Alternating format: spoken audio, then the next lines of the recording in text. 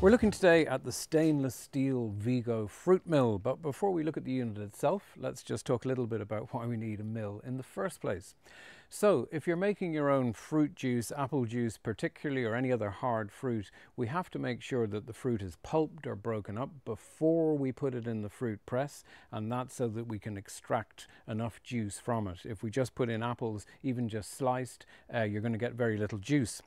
Now we have a couple of options. So for large amounts of fruit, this is what we want, is our fruit mill, but then we also stock our Vigo fruit crushers, which you can see on the screen, and then also the budget for small volumes, the Vigo Pulp Master.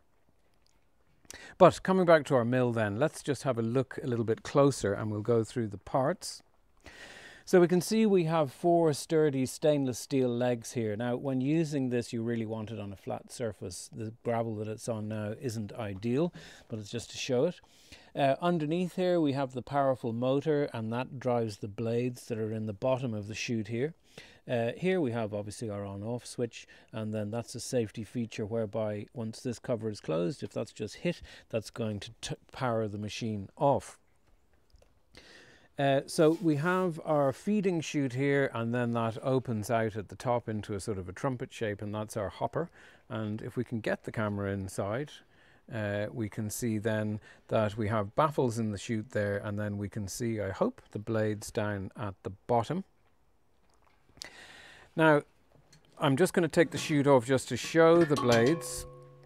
What I would say is that before the chute is removed at any stage, always make sure that the plug is removed from the mains to make sure there's no chance of the unit starting up in error, because obviously we have very sharp blades here which are going to be a serious cutting risk. So we can see there that the blades are milling the fruit. It's going to be, the pulp is going to be coming out the chute here, and then we're going to put any suitable bucket that's going to fit under there to catch the pulp.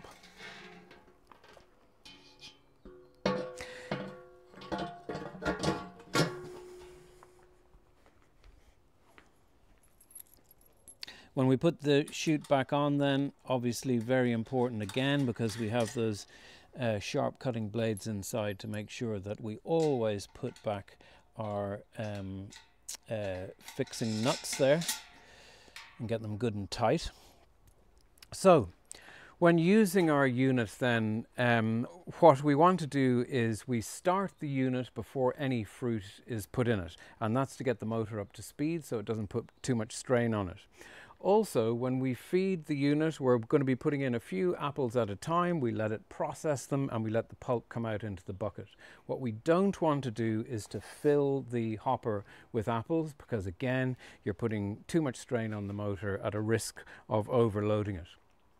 When you're finished then, your pulping, we just use a normal garden hose, and we're going to wash down the unit then to make sure that we don't leave any particles of fruit that then are going to harden, are going to be difficult to get off. And then again, unplug the unit and take the chute off, and then we can clean our blades. So that's just a very quick demonstration of this unit. Virtually no maintenance apart from cleaning it. Very solid, very strong unit, and one that we highly recommend, as I said, if you're processing those larger amounts of fruit.